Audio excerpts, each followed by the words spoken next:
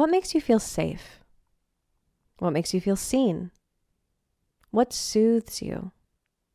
What makes you feel secure? Hi, this is Sarah Russell. I'm your Trends with Benefits microdose host, offering you the shortcut as the crow flies short form. If you want to take the long way home, you can check out Kyle's macrodose episodes. Those are longer, where he interviews interesting guests about all of the wonderful things they're doing out in the world. But for today's microdose episode, I'll be talking about how you can feel safe, seen, soothed, and secure. Feeling safe is tricky, right? So once I did the work of making sure that I trusted myself, that I liked myself, and that I knew I was safe with myself, that I wasn't going to be doing harm to myself because I had come from a place of self-love instead of self-loathing, then I still had to be able to take that skill set out into the wide world. And I remember one time I was on a bike ride. And where I live, you have to get on like this little strip of a highway in order to get to this super sweet outdoor recreational area with all these single track trails.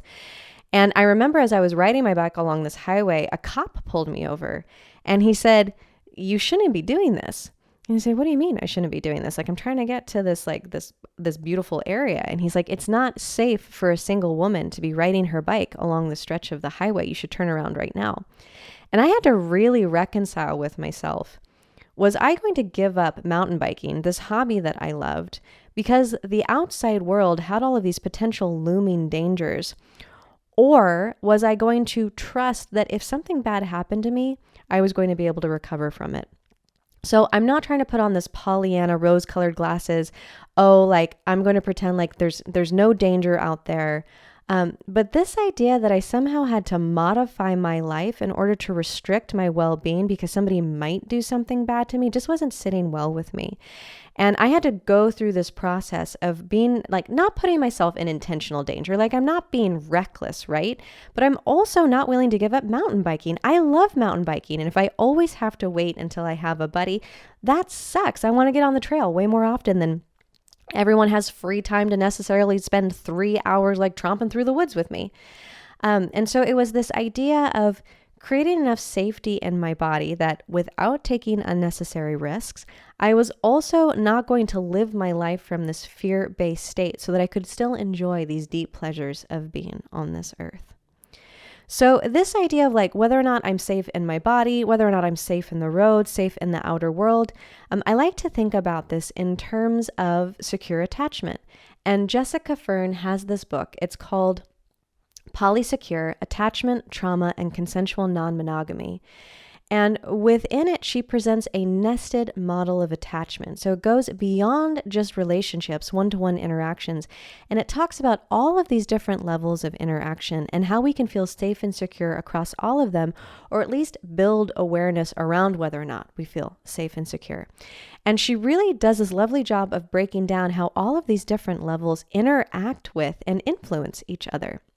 So for instance, what your sexual identity is, what your gender is, what your race is, your neurodiversity, any disabilities that you have, your socioeconomic status, all of those things are going to affect whether or not you experience secure attachment. So yes, caregivers play that initial role, but then there are all these other factors that come into play after that. And so there are different levels of attachment that Fern delineates, and she starts with the self. And the self is the internal, interior experience you're having. It's your thoughts and your feelings. It's your skills and your abilities and your talents. It's your fears and it's your hopes. So that's where we're starting, is with the self, right? Whether or not you have a secure attachment with the self. Then after that, you get to radiate out to your relationships. And these are your one-to-one interactions with your family members, with your friends, with your coworkers, with your lovers. Then after that, you have your home, and your home is both the physical place where you lived and also the family members that were living in that home with you. Did you have brothers and sisters? If so, how many? Was it intergenerational? Were there multiple generations in the family? Did you feel safe in your home? Did you have a home? What was the cultural norm of your home? Like, what were the values and what were the expectations in your home? Then from home, we can radiate out to your local communities and culture. And so this is where you spent your time when you weren't in the home. So this would be work, this would be school, this would be any religious institutions that you occupied, like if you went to church or something like that. And then after communities and culture, we radiate out to societal, and societal are all the big systems. What were the economics like? What were the politics like? What was the religion like? What were your academic institutions like? What was the medical system like? So all of the systems that were in place. And then from that, we get to fan out to the global or collective. So what is your relationship with Mama Gaia? What's your relationship with the earth, with the planet, with source energy? So Dan Siegel and Tina Payne Bryson offer tips for how to create secure attachment. And when they're talking about secure attachment, they're specifically directing this at caregivers caring for children. But I want to open this up and propose that their different tools for creating secure attachment can be applied across Jessica Fern's nested model for secure attachment. So rather than just thinking about parent to child or caregiver to child in some way, that you can actually think about this across all of these different levels of interaction, right? Self, relationships, home, collective, global, all of these. So they have this handy dandy system where there are 4 different S's that would create secure attachment. And the first S is safe. And this is making sure that you feel safe or that somebody else feels safe. So can you protect yourself from harm? Can you protect others from harm? And are you making sure that you are not becoming a source of fear or that you are not threatening in some way?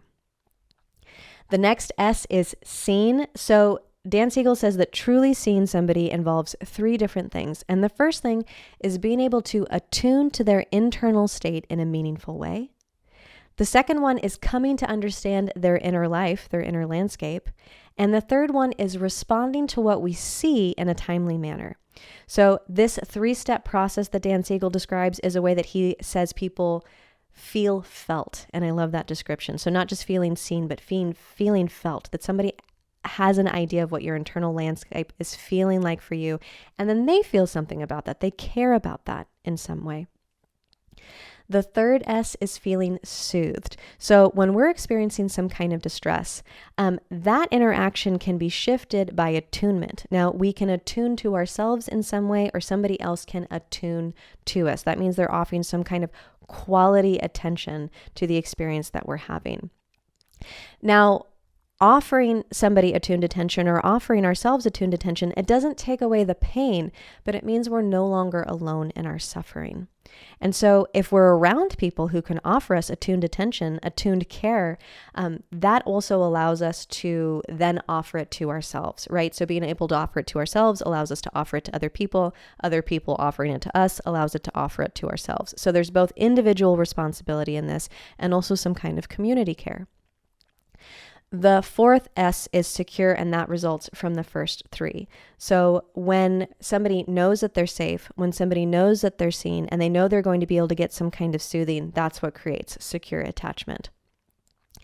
So we practice learning how to keep ourselves safe. We practice seeing ourselves. We practice soothing ourselves. So again, we can offer that to ourselves. We can offer that to other people, and we can recognize when people are offering that to us. Now, in order to create any of these things, a sense of safety, of being seen, of being soothed, Dan Siegel also has tips for how we can create that.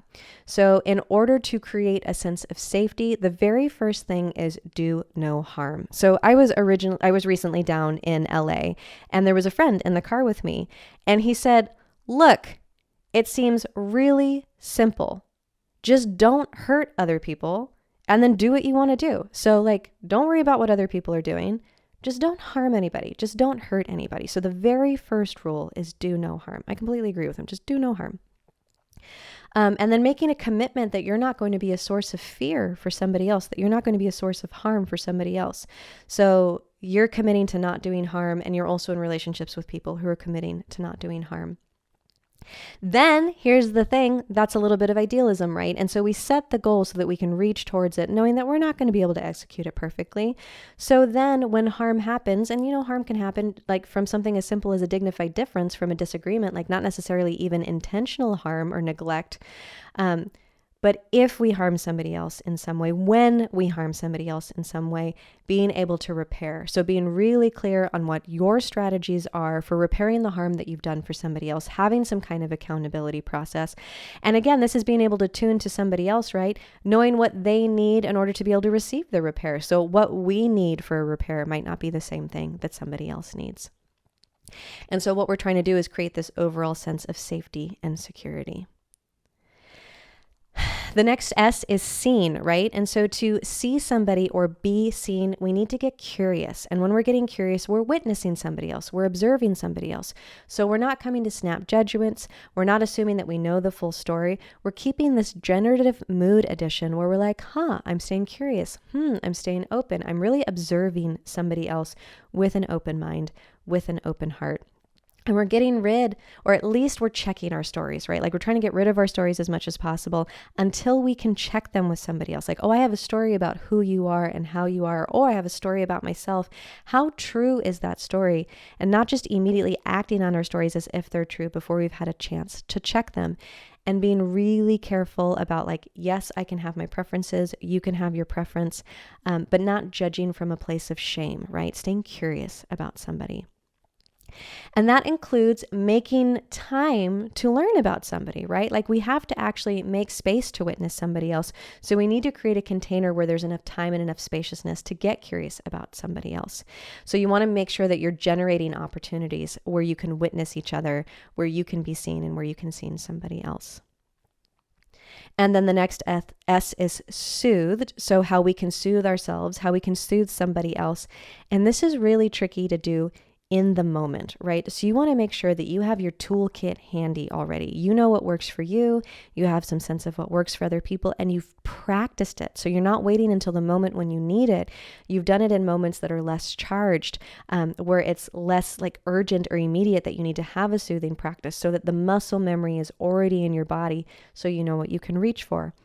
Now, this might be a breath practice, right? This may be part of your cold plunge practice where you're recognizing how you respond to stress and choosing how you respond.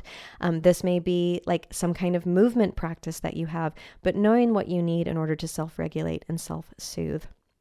And again, Dan Siegel, like clearly, I love this man.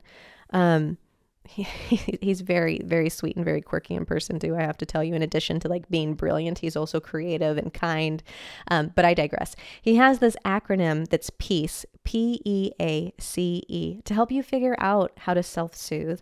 And something you can offer yourself and something you can offer other people is the P is presence, E is engagement, A is affection, C is calm, and E is empathy. So presence, engagement, affection, calm, and empathy. Peace is a way for you to remember how to soothe yourself and others.